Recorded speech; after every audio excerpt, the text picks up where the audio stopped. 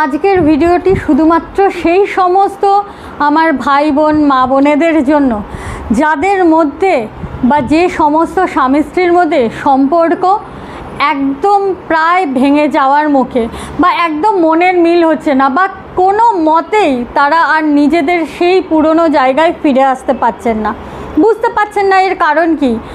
ছোট ছোট জিনিস কিন্তু আমাদের জীবনে অনেক অনেক পরিবর্তন এনে দেয়।